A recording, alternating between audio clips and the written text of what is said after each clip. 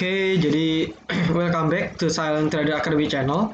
Oke, masih berjumpa kembali dengan saya Om Silent di kesempatan morning briefing kali ini ya, tanggal 7 September ya 2020.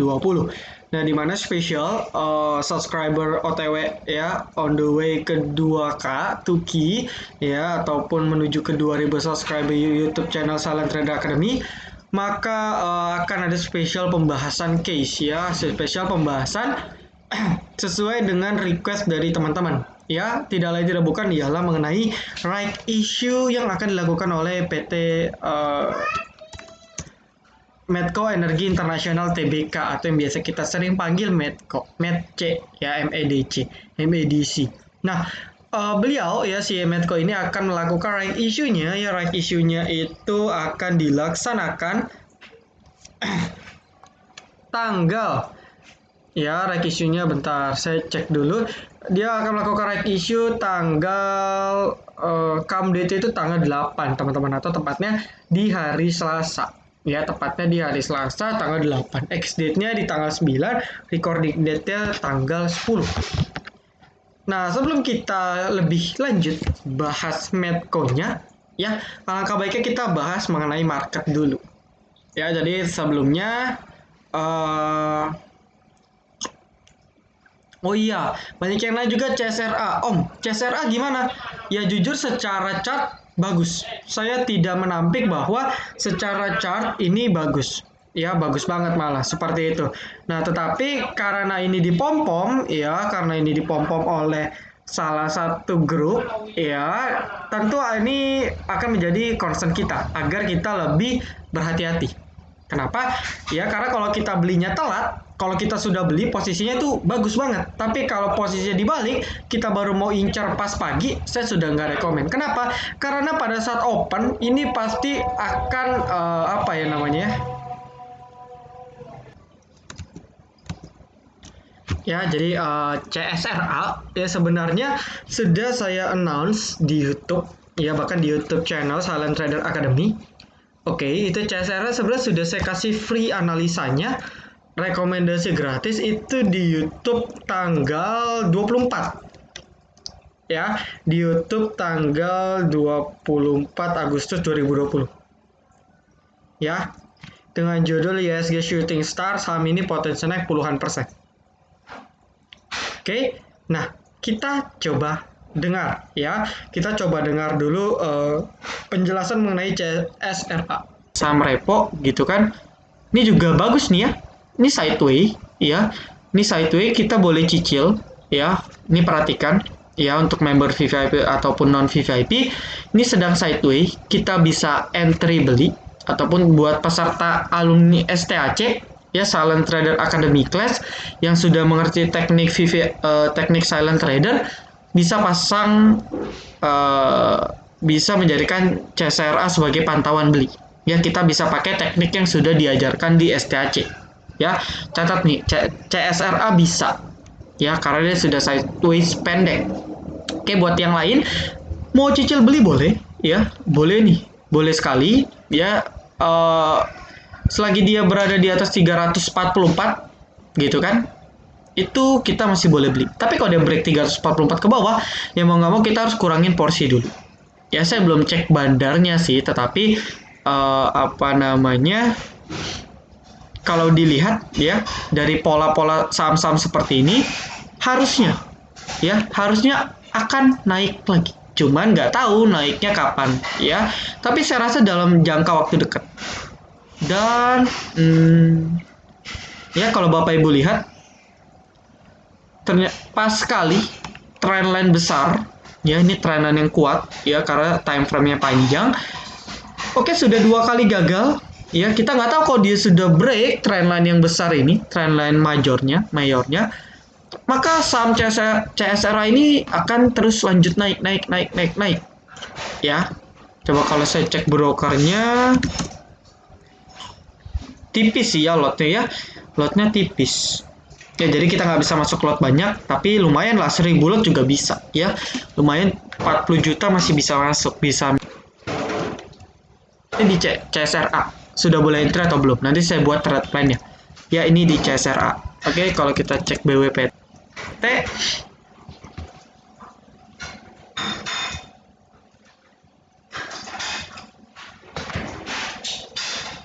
oke ya, jadi nanti info detailnya ya Bapak Ibu bisa silahkan tonton ulang ya biar tahu. Sebenarnya jadi sudah dari tanggal 24 saya sudah announce bahwa ini saham menarik banget ya. Dia pasti akan membentuk sideway ya, meskipun saya nggak bisa predik kapan sideway-nya, dan cepat atau lambat dia akan break 420. Dan sekarang kalau kita gambarkan ya sebenarnya CSRA ini dia sudah apa istilahnya? Sudah Nah, sudah break trend line, tinggal satu lagi dia break ascending scale itu di 420. Kayak gitu. Jadi, sebenarnya sudah saya predik dan cuman baru heboh karena dipom-pom oleh salah satu grup terkenal di Indonesia. Ya, jadi kalau yang sudah beli di awal, member saya yang masih keep CSRA, hold aja, besok jualan hari Senin. Ya, tapi kalau yang baru mau incer pagi, saya nggak saranin. Ingat ya, di sini ada bandarnya si CP. Si CP punya barangnya cukup banyak. Hati-hati ya kalau tiba-tiba dia distribusi, ya sudah.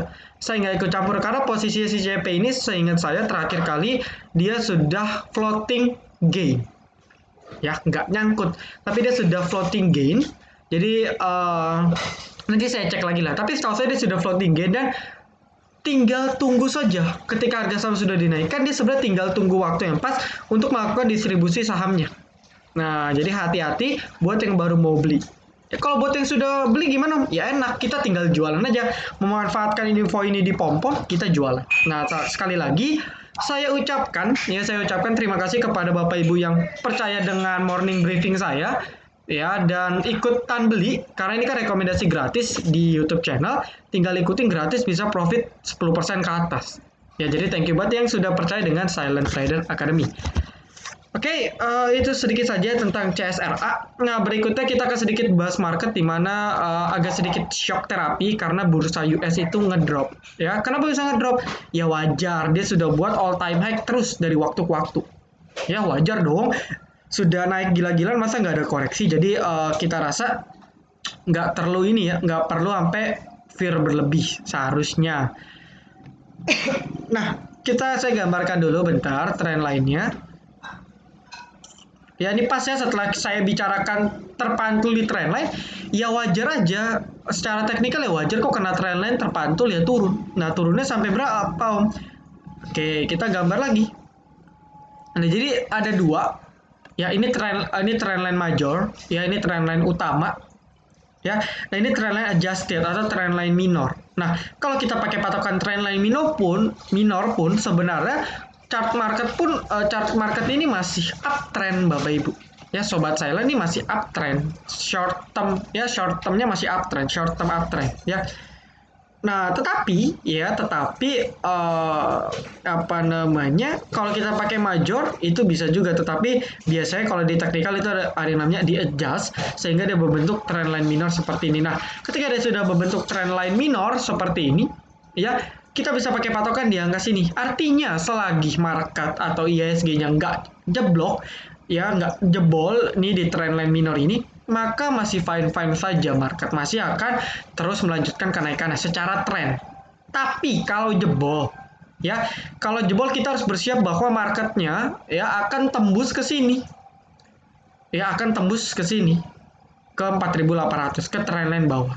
Ya tapi kalau di trendline bawah kan kita banyak support ya, ada di 5.000 ya, 5.000 merupakan salah satu support kuatnya market ini di 5.000.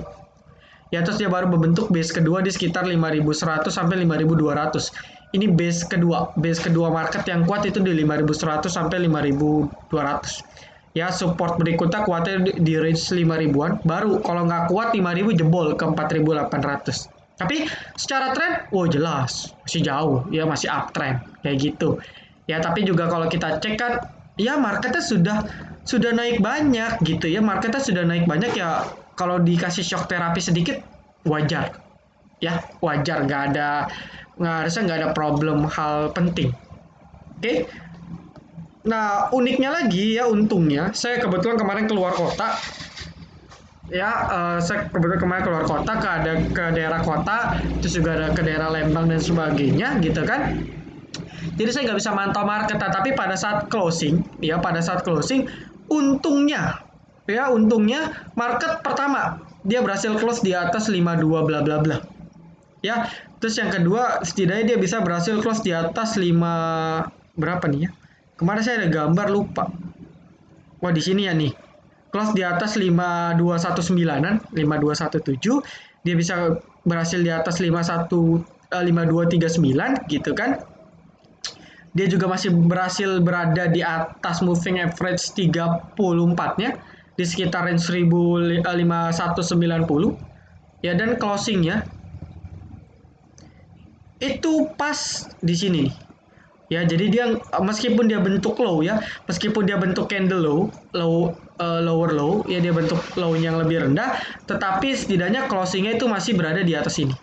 Ya, dia closing berada di atas candle sebelumnya, kayak gitu. Ya, jadi dia closing di atas yang di sini dan di sini.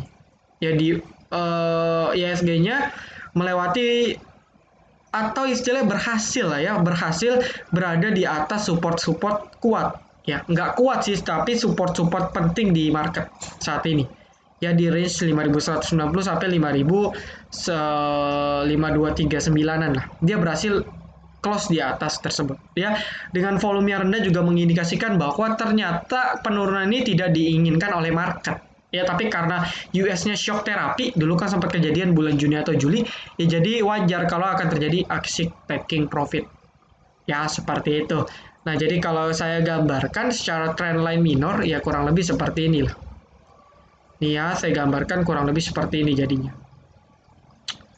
Nah, nanti mungkin market akan bergerak di range ini. Dia akan bentuk flag, ya. Ya, kita sih doain ketika flagnya sudah terbentuk, dia breakout di sini. Bapak Ibu. Jadi ketika flagnya terbentuk, ya ini kan naik turun nih, naik turun gitu kan. Nah, nanti dia bisa break. Kok dia bisa break flag pattern ya? Ya, tentu nih hal yang bagus sebenarnya. Ya, jadi kalau dia bisa break dia punya flag pattern, itu hal yang menarik sebenarnya. Kayak gitu. Agak pusing ya lihatnya ya. Nah, kurang lebih seperti itulah. Jadi dia sekarang sedang membentuk flag kecil. Ya, dia sedang membentuk flag kecilnya.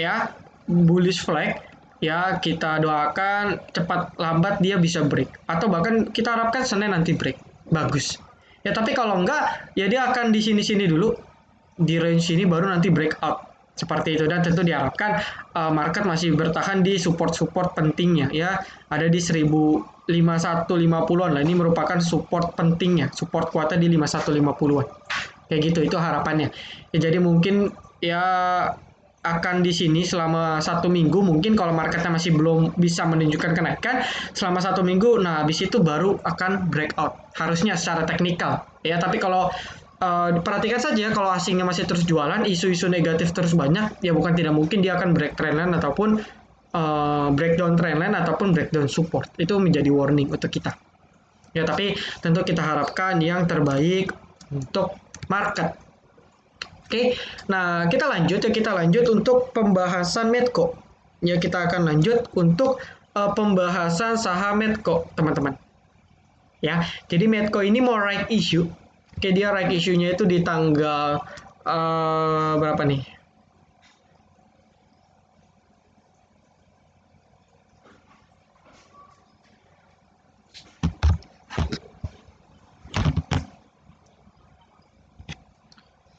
Ya, Medco ini mau right issue di tanggal come data tanggal 8, which is itu hari Selasa. Terus juga ex data di tanggal 9, ya dan seterusnya. Bapak Ibu bisa cek di RTA. Nah, yang menjadi pertanyaan ialah, perlukah? Jadi member banyak yang nanya, Om, saya sudah punya Medco. Ada yang posisinya untung, ada yang posisinya sedang rugi, ada yang belum punya tapi mau beli. Nah, mereka sama-sama bertanya, Om, boleh gak sih kita manfaatin Medco ini untuk trading, untuk invest dan sebagainya? Atau dalam kesimpulannya, Om, boleh gak sih Medco ini dibeli? Karena dia sedang right issue. Pertanyaannya seperti itu. Nah, sebelum saya jawab, ya, saya akan menjelaskan dulu buat teman-teman yang belum ngerti right issue. Jadi, right issue ini, ya, itu merupakan aksi korporasi, ya, aksi korporasi di mana perusahaan ingin dapat dana dengan cara menerbitkan lembar saham baru. Kurang lebih simpelnya seperti itu. Jadi lembar saham yang sebelumnya sudah diterbitkan waktu IPO diterbitkan lagi, ditambahkan lagi ya ditambahkan lagi untuk mendapatkan dana. Nah, kalau kita memposisikan diri kita sebagai investor, kita harus lihatnya apa Om? Lihat tujuan dia reg issue. Ya, lihatnya di mana? Di internet bisa. Contoh, ya, Medco akan reg issue menarik ke. Nah, kita baca mengutip keterbukaan di Bursa Efek, Medco akan menggunakan dana hasil reg issue-nya untuk modal kerja anak-anak perusahaannya. Ya, modal kerja ya dalam arti untuk kegiatan operasional dan kegiatan ekspansi. Nah, kalau kita menemukan kasus reg issue seperti ini masih bagus. Ya, karena ya dia menggunakan dana buat untuk kegiatan operasional atau untuk bangun pabrik atau untuk ekspansi dan sebagainya. Masih oke. Ya, jadi Medco dilihat dari tujuan reg issue-nya masih oke. Nah, kita lanjut. Ya, kalau kita sudah menentukan tujuan reg issue-nya seperti apa, ya, bagus atau tidak, ya setidaknya sudah salah satu indikator bahwa Medco tujuan reg issue-nya bagus. Ya, setidaknya lebih meyakinkan kita untuk menebus saham Medco-nya ataupun untuk membeli saham Medco-nya untuk trading jangka pendek. Oke. Nah, berikut yang harus kita perhatikan ialah apakah rasionya, ya, apakah rasio si Medco ini besar atau tidak? Dalam arti seperti apa? Contoh, dia sudah punya 1 miliar saham, lembar saham yang diterbitkan, dia terbitin lagi 1 miliar lembar saham. Itu kan 1:1. Nah, kalau kita menemukan 1:1 ataupun ya 1:1 lah ya, kalau kita menemukan ada saham yang 1:1, itu sebaiknya kita hindari. Kenapa? Ya karena manajemennya agak kita pertanyakan. Ya, kenapa si emitennya harus menerbitkan saham dalam jumlah banyak untuk dapat dana? Ya, kenapa seperti itu? Ya bisa saja pendapatan dia tidak cukup ataupun bahkan perusahaannya sedang rugi, nggak ada duit, ya sehingga dia mau nggak mau cari alternatif pendanaan murah lewat reg issue. Seperti itu. Jadi kalau dia ngeluarin dana, nyari dana di reg issue dengan besar, dengan menerbitkan lembar saham 1:1, ataupun seperti contoh ACST kemarin, ya 10.000 lembar dapat 81.000 lembar. Itu kan ngejomplang banget. Ya tentu kita dari sudut pandang investor akan sangat dirugikan. Karena apa Om? Ya karena proporsi kepemilikan kita akan terdilusi sesuai dengan jumlah lembar saham yang diterbitkan. Ya, seperti itu. Nah, jadi contoh saya punya 100 lembar saham Medco. Ya, saya punya 100 lembar saham Medco. Saham Medco yang beredar di pasaran itu 1.000. Maka total porsi kepemilikan saya itu 10%. Betul ya, 100 dibagi 1.000. Nah, ketika si Medco-nya nerbitin 1.000 lembar lagi, maka proporsi saya nggak 10%, porsi saya di Medco nggak 10%, jadi cuman tinggal 5%. Ya, jadi cuman tinggal 5%. Bagus atau enggak? Udah kurang bagus. Ya, bayangin aturan saya yang bisa dapat dividen 5 juta karena dia reg issue 1:1 atau lebih, saya cuma dapat dividen 2,5 juta. Setengahnya hilang. Rugi gak investor? Rugi. Nah, maka dari itu kita harus bisa cek rasio reg issue-nya Medco bagus atau tidak. Nah, kalau kita cek, untungnya rasionya 2:5. 2:5 itu masih oke. Ya, 2:5 itu masih oke. Pokoknya di bawah 50%, di bawah 100% itu masih oke. Seperti itu untuk Medco. Ya, jadi tujuannya Medco untuk reg issue ini sebenarnya cukup jelas. Ya, terus juga dari sisi jumlah saham yang diterbitkan itu masih relatif kecil. Jadi masih relatif aman kalau kita lihat dari sisi penerbitan sahamnya. Oke, nah yang kedua yang harus kita perhatikan, apakah ini HMETD atau private placement? Saya nggak akan jelaskan apa itu HMETD, apa itu private placement. Bapak Ibu bisa googling sendiri. Ya tapi intinya kalau dia HMETD itu bukan bagus sih ya. Istilahnya itu better lah. Kita masih bisa toleransi lah. Ya kalau dia HMETD artinya manajemen ada tanggung jawab ya untuk memberikan kesempatan kepada kita investor lama di Medco untuk menebus saham barunya agar tidak terdilusi seperti tadi yang harusnya punya porsi 10% jadi 5%. Ya jadi si manajemen kasih kesempatan saya, lu mau gak beli lagi 100 lembar biar total proporsi lu tetap 10%. Nah, itu kalau HMTD menandakan manajemen ada bertanggung jawab ketika dia melakukan aksi korporasi. Ya, untungnya Medco HMTD gitu. Nah, kalau private placement, nah itu menjadi cukup warning. Kenapa? Karena dia langsung direct ke investor besar, ke institusi besar tanpa menawarkan dulu terhadap kita. Padahal kita investor lama, tapi kita seakan tidak dihargai, ya seakan tidak dihargai sehingga perusahaan langsung tawarin misalnya ke bos besar, ke perusahaan di luar negeri, ke PT asuransi apa dan sebagainya. Kayak gitu. Ya, jadi untungnya si Medco ini HMTD bukan private placement. Jadi masih oke. Boleh lah istilahnya lah. Jadi dari segi aksi korporasinya masih masuk akal. Oke. Nah, ada satu concern penting di mana salah satu kekurangan reg ini adalah tidak ada standby buyer. Nah, ini jadi concern. Nah, standby buyer itu apa sih, Om? Ya dari namanya pun sebenarnya sudah cukup jelas, ya. Ya, jadi standby buyer ini dari namanya kan sudah kelihatan. Ya, pembeli siaga. Jadi ketika nanti, ya misalnya si Medco ini nerbitin berapa lembar sih? Coba. Ketika dia nerbitin 7,5, ya taruhlah dia nerbitin 7 miliar, ya 7,5 miliar. Nah, ternyata 0,5 miliarnya itu tidak ditebus oleh investor lama. Nah, 0,5-nya ini ketika ada standby buyer, beliau sanggup untuk menebus seberapa banyak saham-saham yang tidak ditebus oleh investor lama. Itu standby buyer. Jadi contoh, saya misalnya perusahaan asuransi gitu ya, saya bilang, direksinya Medco, ya, lu kalau nanti nerbitin saham, ya, right issue, kalau ada sisa kasih ke gua aja biar gue yang serap semua. Seperti itu. Ya, jadi itulah fungsinya standby buyer. Nah, kalau nggak ada standby buyer gimana? Ya agak istilahnya agak di satu sisi ini jadi dua sisi. Sisi pertama, nggak ada standby buyer berarti nggak ada yang tertarik. Investor besar, investor institusi nggak ada yang tertarik dengan sahamnya. Kenapa? Kalau memang ini perusahaannya bagus, ya pasti akan ada standby buyer. Investor besar, investor institusi pasti dia mau jadi pembeli siaga. Contoh lah nanti kalau misalnya BBRI yang mau jadi standby buyer, saya jamin 100% itu standby buyer pada ngantri. Gue daftar dong jadi standby buyernya. Nah, tapi kalau dia nggak ada standby buyer, tandanya apa, Om? Ya, kita nggak tahu apakah promosinya atau marketingnya dari si direksinya kurang kencang sehingga investor besar tidak tertarik dengan tawaran yang diberikan, gitu kan? Atau memang investor besar menilai bahwa saham Medco fundamental kurang bagus untuk jangka panjang. Who knows? Ya, itu balik lagi ke Bapak Ibu pendapatnya seperti apa. Kayak gitu. Nah, tetapi yang kalau kita perhatikan, ya nggak ada standby buyer.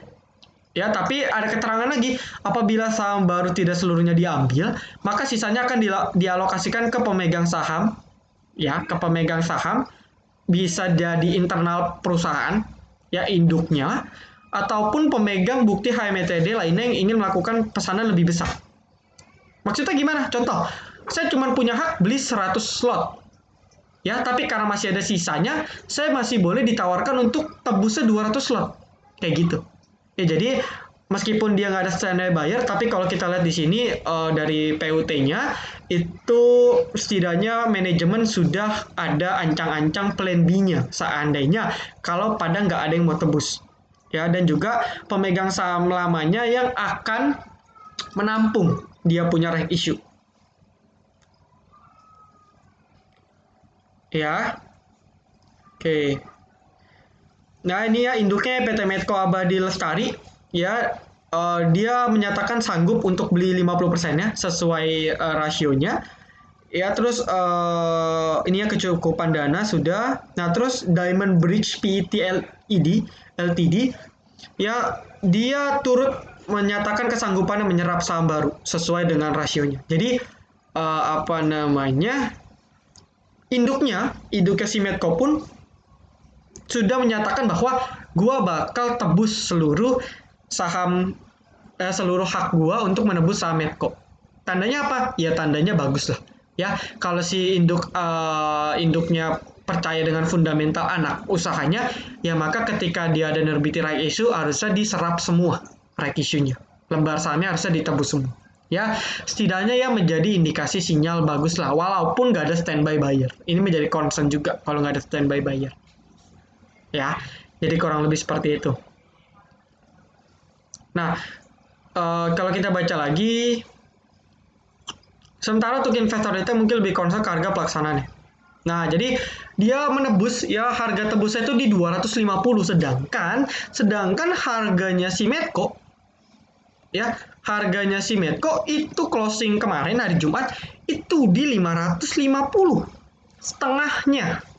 Apakah murah atau tidak? Nah, ini kita sebagai investor ataupun sebagai trader jangan sampai terjebak dengan harga pelaksanaan yang murah. Maka dari itu, kita kalau mau bermain-main api dengan right issue, kita harus paham apa yang itu harga teoritis. Nah, harga teoritis itu apa? Harga wajar ya setelah saham tersebut melakukan right issue. Jadi harga wajarnya setelah dia melakukan right issue. Ya, rumusnya gimana Om? Saya tidak jelaskan di sini rumusnya, tapi saya sudah siapkan kalkulatornya. Kalkulator khusus untuk peserta STAC, ya, nanti akan saya distribusikan di akhir bulan, gitu kan. Nah, kita hitung, ya, rasio 2:5 X date-nya, kita asumsikan tanggal hari ini, 5.50, ya. Nah, maka harga teoritis untuk saham Medco, kalau kita asumsi kita beli sekarang, kita tebus sekarang, bukan, maksudnya saya beli sekarang, saya ikut tebus seluruh hak saya, HMTD saya tebus, maka rata-rata saham saya akan berada di 464.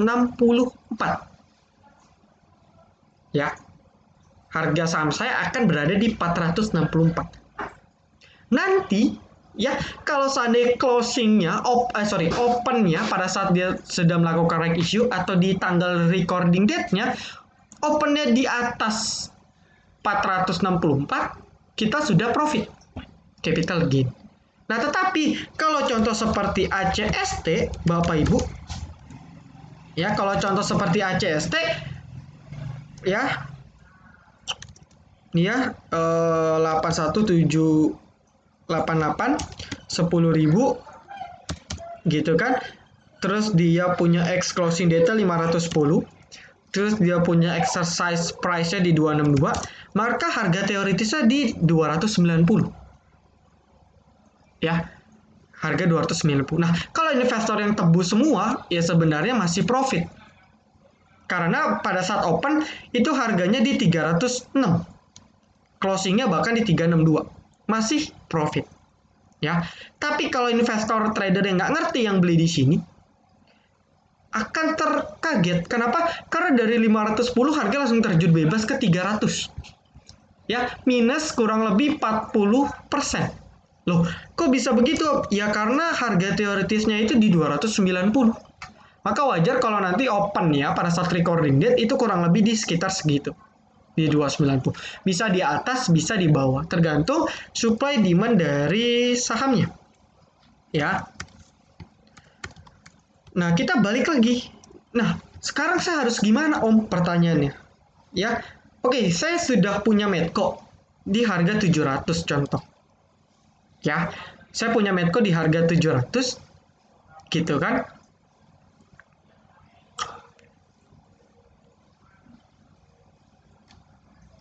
Ini simulasi aja ya.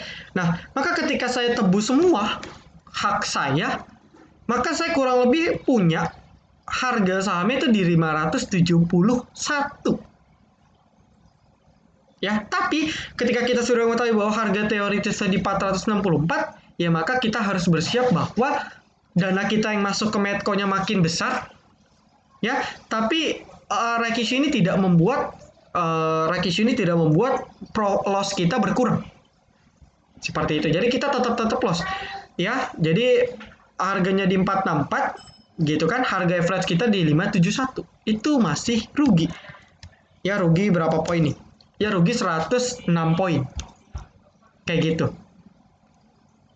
Ya, itu bagi investor kondisi pertama yang mereka punya harga sahamnya. Tapi kalau memang tujuan Anda invest, ya Anda cek fundamentalnya. Kayak gitu. Ya, dengan exercise price di 250 sebenarnya ini menarik sebenarnya. Ya, menarik untuk kita yang punya Medco di harga atas untuk average itu kesempatannya di right issue. Kayak gitu. Jadi kalau Bapak Ibu mau average di pasar reguler, ya rugi. Mendingan kita right issue-nya, mendingan kita average saham Medco kita ya di right issue ini. Ini kesempatan kita untuk melakukan averaging di saham Medco pada saat kebetulan sedang right issue. Karena kita tebusnya di 250. Seperti itu. Ya, tapi ingat, jangan sampai seluruh modal kita nanti habis cuman untuk average Medco. Itu nggak bagus juga. Ya, tapi kalau mau alternatif average dan teman-teman yakin fundamentalnya bagus, silahkan ambil right issue ini. Ya, dengan catatan teman-teman yakin fundamentalnya bagus dan harga sahamnya akan bisa naik. Ya, itu kondisinya yang harus dicatat. Bagus kalau teman-teman yakin fundamentalnya bagus. Ya, kita boleh melakukan average di right issue ini. Oke. Ya. Nah, pertanyaannya Om, apakah nanti ketika di recording tanggal 10 harga sahamnya akan ke 464? Enggak juga. Tergantung supply demand-nya dari masyarakat. Ya, dari investor trader di Medco itu seperti apa? Bisa lebih tinggi, bisa lebih rendah. Ya, tergantung supply demand-nya. Tapi nanti jangan kaget kalau tiba-tiba harga sahamnya akan terdilusi cukup jauh. Ya, karena memang dia punya exercise price-nya itu setengah harga dari harga sekarang. Kayak gitu, teman-teman. Ya, seperti itu kurang lebih. Nah, apa namanya? Itu kondisi yang pertama ya. Jadi boleh kalau teman-teman mau average. Ya, dengan catatan maksimal porsinya 30-40%, itu masih boleh lah. Tapi kalau sudah sampai 50%, uangnya cuma di Medco, itu saya nggak saranin untuk average. Ya, ini cuma buat investor-investor, member saya yang punya saham Medco di harga tinggi. Kalau punya sahamnya di harga bawah gimana Om? Ya boleh-boleh saja. Kesempatan kita average up kalau kita yakin secara teknikal harga sahamnya masih akan terus naik. Secara bandarmologi harga sahamnya masih akan terus naik. Ini kesempatan kita untuk nambah lebih murah, tambah muatan lebih murah. Itu kondisi yang kedua. Ya. Bandarmologi gimana Om? Ya Bapak Ibu nanti bisa cek sendiri. Oke. Jadi itu kondisi kedua, boleh beli silahkan. Kalau teman-teman yakin bandarmologinya dan teknikalnya bagus. Sah-sah saja. Oke, seperti itu. Nah, kalau kondisi ketiga, saya cuma mau trading Medco-nya setelah right issue. Gimana tuh, Om? Ya, itu boleh juga. Ya, kalau Bapak Ibu mau trading setelah right issue, ya kasusnya seperti ACST. Lihat aja seperti ini. Ya, tapi ACST ini kasusnya karena rasionya tinggi, di atas 100%, maka harganya fluktuasi. Tapi kalau Medco dengan rasio kecil, harusnya saya predik meskipun nanti akan terdilusi harganya, terdistorsi, tetapi terdilusinya nggak akan parah. Saya yakin seperti itu. Ya, saya yakin terdilusinya itu nggak akan parah. Oke. Nah, kita cek aja deh ya, kita cek aja dia punya bandar deh, ya biar meyakinkan Bapak Ibu. Oke, kita cek sebentar. Dari sini ya, awal Agustus deh, ya. Oke, dari awal Agustus kita cek.